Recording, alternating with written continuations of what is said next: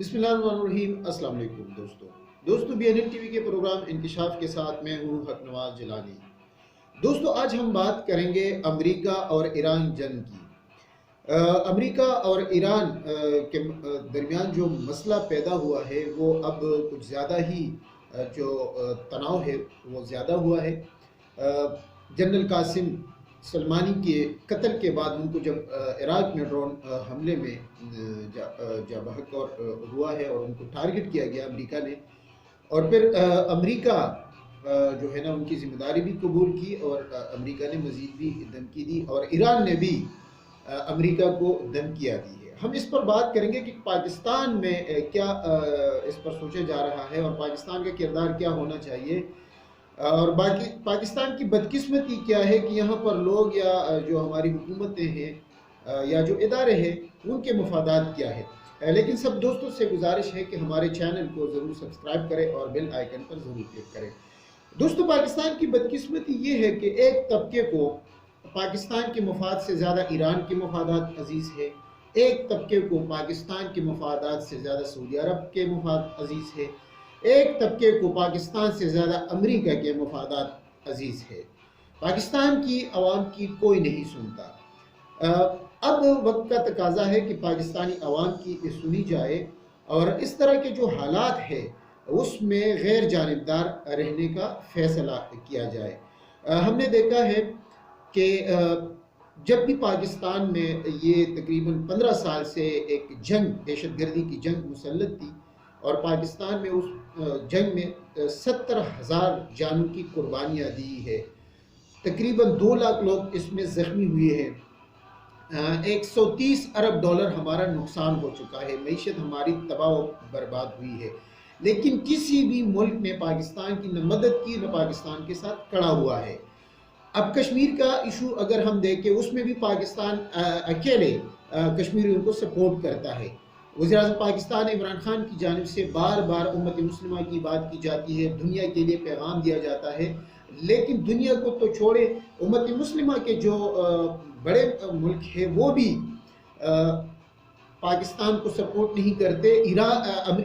بھارت کے خلاف یعنی انڈیا کے خلاف کوئی بیان واضح طور پر سامنے نہیں آتا۔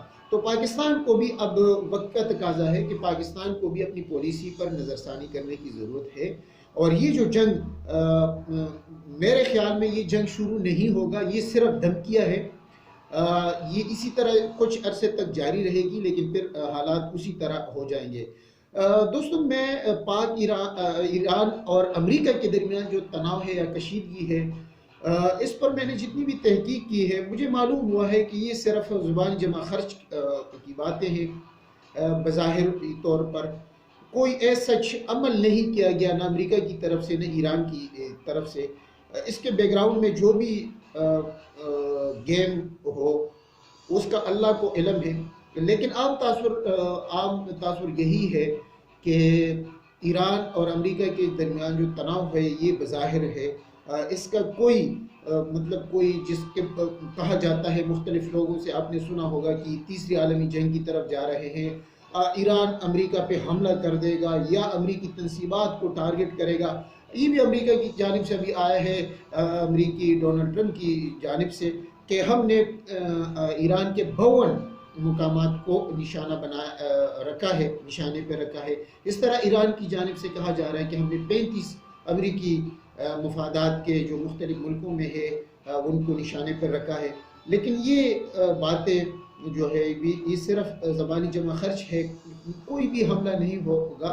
ہم بھی چاہتے ہیں کہ کوئی حملہ نہ ہو دونوں ملکوں کے درمیان، اس طرح پاکستان کی پالیسی ہے کہ تناؤ اور کشیدگی کم ہو اور حالات معمول پہ آ جائے، کیونکہ اس سے نہ صرف جو ہمارا خطہ ہے اس کو نقصان ہوگا، ایران ہمارا پڑوسی ملک ہے، پاکستان کو زیادہ نقصان ہوگا، لیکن پاکستان کو نیوٹرل کردار ادا کرنا چاہیے، کیونکہ پاکستان کسی بھی ملک کے ساتھ امریکہ کے خلاف اٹھے گا تو نقصان اٹھائے گا، ایران کے ساتھ مدد کرے گا تو نقصان اٹھائے گا۔ تو اس لیے جو ایران کے ساتھ روس کی دوستیاں ہے یا چین کی دوستیاں ہے اور امریکہ کے ساتھ سعودی عرب کی دوستیاں ہے، تو ہم ان دوستیوں سے ہٹ کے پاکستان کے مفاد کو مد نظر رکھ کر پالیسی بنانے کی ضرورت ہے. اس میں پاکستان کا خیر ہے, اس میں پاکستان ہم سمجھتے ہیں کہ ایک کامیابی, بڑی کامیابی ہے کہ جب وہ غیر مطلب اس جنگ میں غیر ایک ایسا کردار ادا کرے جو متنازع نہ بنے, یعنی غیر جانبدار کردار ادا کرے اور کسی بھی فریق کے ساتھ اپنا حصہ نہ رکھے. تو اس میں پاکستان کی جو ہے کامیابی ہوگی, کیونکہ ہم نے دیکھا ہے کہ پاکستان کے لیے تو کوئی بھی ایسا کبھی بھی سامنے نہیں آئے, تو ہم کیوں آئے. دوستو یہ تو تھی اس حوالے سے جو تجزیہ جو آپ نے سنا. انشاءاللہ آنے والے وقتوں میں اس پر مزید بھی بات کریں گے. تب تک کے لیے ہمیں اجازت. جہاں رہے خوش رہے آپ کا اور ہمارا. اللہ نگہبان.